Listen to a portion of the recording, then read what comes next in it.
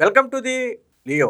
నిన్న వైఎస్ వివేకానందరెడ్డి వర్ధంతి సందర్భంగా ఆ సునీత అయితే పులివెందల్లో ఒక ప్రెస్ మీట్ లాగా ఏర్పాటు చేసి ఆ పవర్ పాయింట్ ప్రజెంటేషన్ ద్వారా ఇప్పటి వరకు సునీత చేసినటువంటి పరిశోధనకు సంబంధించి కావచ్చు లేదా సిబిఐ విధి విధానాల మీద కావచ్చు కొంత మాట్లాడటం అయితే జరిగింది. వాస్తవానికి సిబిఐ ఎంత విచారించిందో తెలియదు, కానీ సునీత మాత్రం వివేకానందరెడ్డి చనిపోయిన దగ్గర నుంచి ఇప్పటి వరకు కొన్ని లక్షల దరఖాస్తులను అంటే కొన్ని లక్షల పేపర్స్ను పరిశీలించి అందులో ఉన్నటువంటి ఆధారాలను వెతికి మరి సిబిఐకి తానే ఇచ్చానని, అయినప్పటికీ కూడా కొంతమంది దగ్గరికి కేసు వెళ్లకుండా మధ్యలోనే నీరు కారిపోతుందని, ఖచ్చితంగా వాళ్ళ దగ్గరకు కూడా ఈ కేసు వెళ్ళాలని చెప్పి నిన్న సునీత అయితే డిమాండ్ చేయడం జరిగింది. సో సునీత నేను చెప్పింది ఒకటే, ఆ ఇద్దరి దగ్గరికి కేసు వెళ్ళాలి. ఎవరా ఇద్దరు అంటే జగన్మోహన్ రెడ్డి, భారతీ రెడ్డి.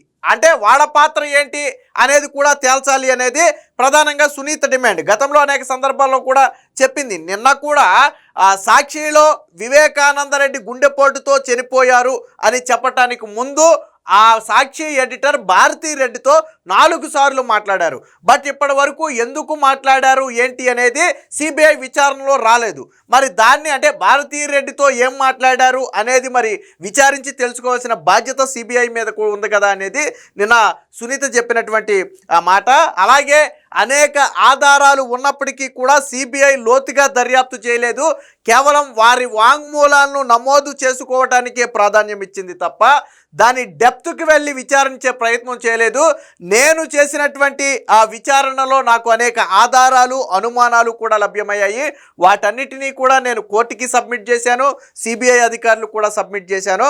బట్ అయినప్పటికీ కూడా ఈ కేసులో ఇంకా విచారించడానికి ఏమీ లేదని సిబిఐ అధికారులు చెప్పడం అనేది భావ్యం కాదు. ఖచ్చితంగా నేను నా న్యాయ పోరాటాన్ని అయితే కొనసాగిస్తాను. ఎట్టి పరిస్థితుల్లో దీని మీద వెనక్కి తగ్గేది లేదని చెప్పి నిన్న సునీత అయితే చెప్పారు.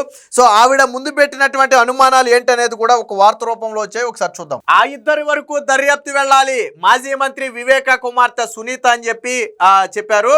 సో నిన్న పవర్ పాయింట్ ప్రజెంటేషన్ ద్వారా పలు విషయాలను అయితే ఆ మీడియాకి చెప్పారు. అందులో ప్రధానమైన విషయాలు ఏంటో ఒకసారి చూస్తే, నేను లేవనెత్తిన అనేక అంశాలను పట్టించుకోకుండా కేవలం కిరణ్ యాదవ్ అంటే A2గా ఉన్నటువంటి సునీల్ యాదవ్ సోదరుడైనటువంటి కిరణ్ యాదవ్, అర్జున్ రెడ్డిల మధ్య ఫోన్ సంభాషణకే సిబిఐ పరిమితమైంది.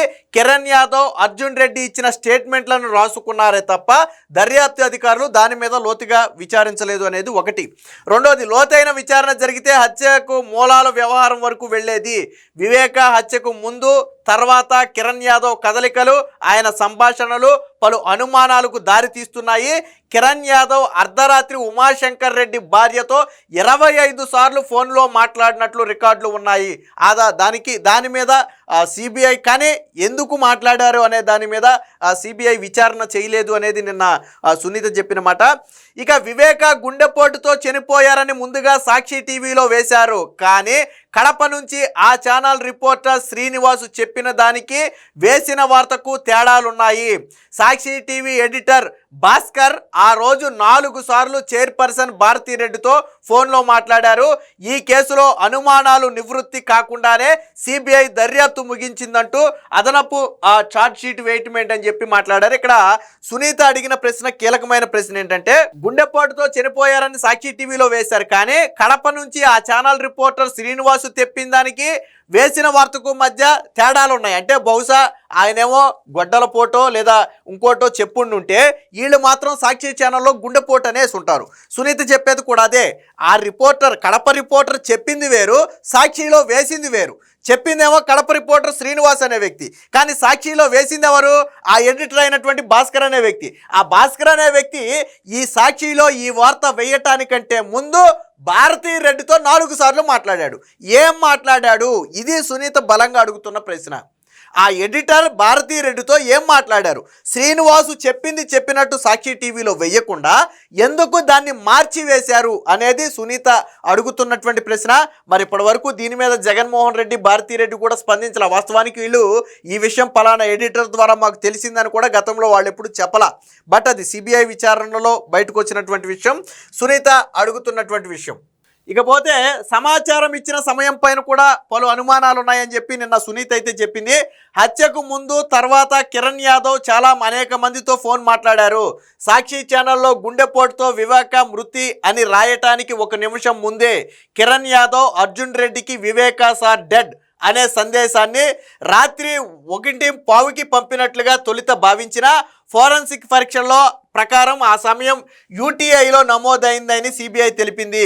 భారత కాలమానానికి దాన్ని మారిస్తే ఉదయం 7:12 పంపినట్లుగా తేలింది. తాను సాక్షి టీవీలో గుండెపోటు వార్త చూసి అర్జున్ రెడ్డికి 7:12 సందేశం పంపినట్లుగా కిరణ్ యాదవ్ చెప్పాడు.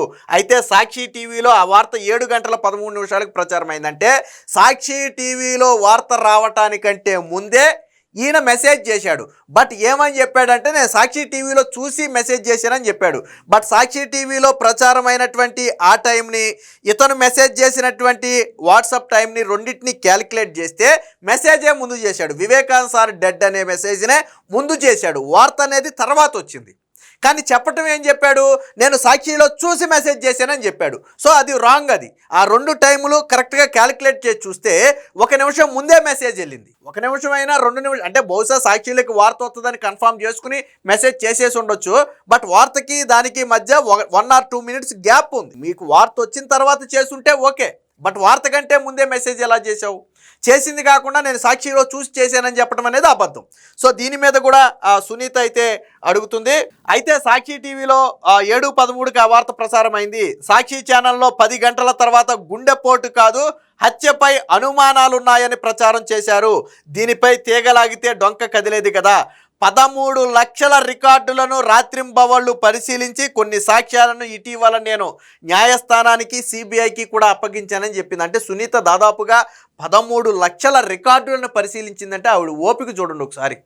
సో అంటే తన తండ్రికి మరణానికి కారణమైన వ్యక్తులకు ఖచ్చితంగా శిక్ష పడాలి అనే ఒక దృఢ సంకల్పంతో 13 లక్షలు అంటే అదే చెప్పింది నేను ఫస్ట్లో. సిబిఐ కూడా అన్ని రికార్డులు పరిశీలించిందో లేదో మనకైతే తెలియదు, కానీ సునీత మాత్రం లక్షల్లో దరఖాస్తులను ఆ రికార్డులను పరిశీలించింది. నేను అదే విషయాన్ని చెప్పింది. ఇక సాక్షుల వాంగ్మూలాల్లో కూడా విరుద్ధమైన సమాచారం ఉందనేది నిన్న సునీత చెప్పిన మాట.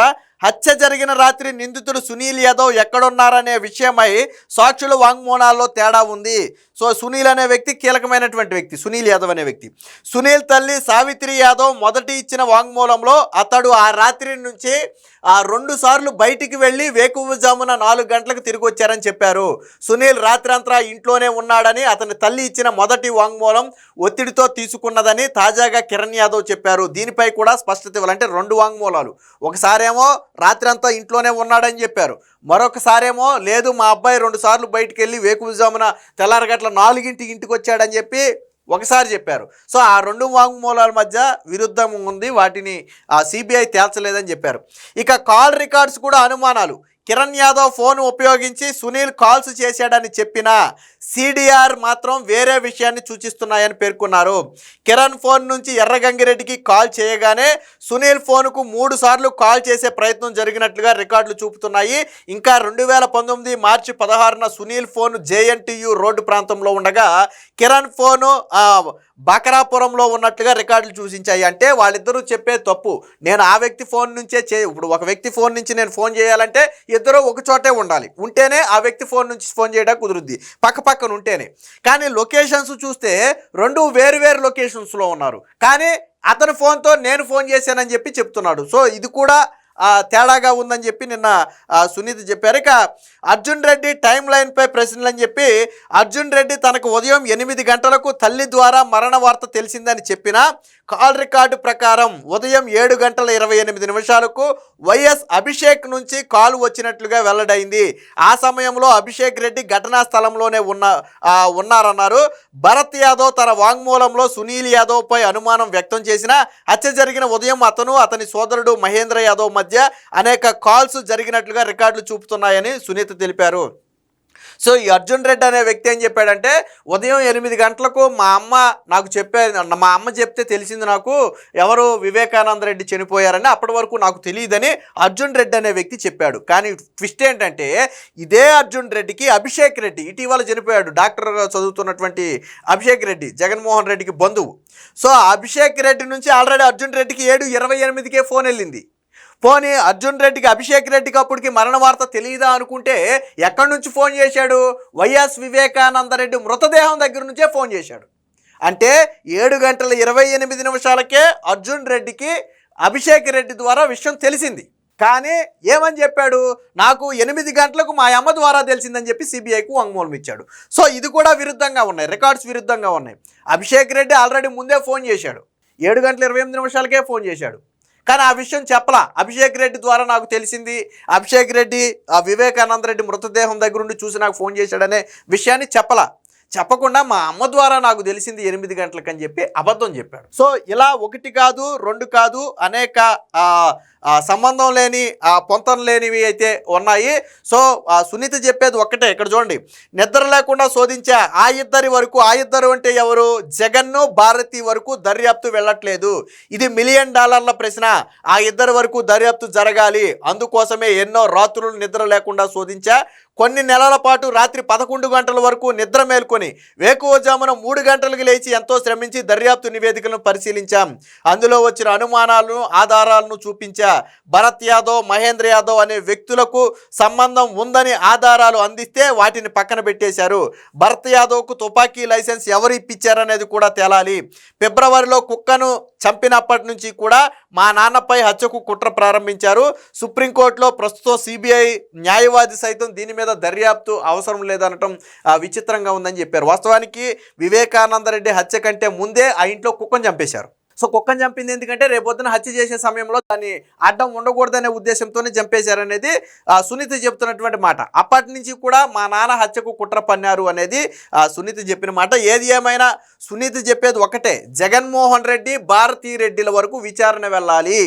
ఎందుకనంటే భారతీ రెడ్డి కూడా ఫోన్ కాల్లో మాట్లాడారు, ఆల్రెడీ ఎడిటర్తో మాట్లాడారు. సాక్షిలో వచ్చిన సాక్షి అసలు రిపోర్టర్ చెప్పిన వార్త వేరు, సాక్షిలో ప్రచారం చేసిన వార్త వేరు. సో ఇవన్నీ కూడా తేలాలంటే వాళ్ళిద్దరి వరకు కూడా దర్యాప్తు వెళ్ళాలి అనేది సునీత చెప్తున్నమాట. ఏది ఏమైనా మొత్తంగా అటు తిరిగి ఇటు తిరిగి ఇది జగన్మోహన్ రెడ్డి దంపతుల మెడకు చుట్టుకునే అవకాశం ఉందని చెప్పి ఇప్పుడు విశ్లేషకులు భావిస్తున్నారు. Please subscribe to Leo news for more videos.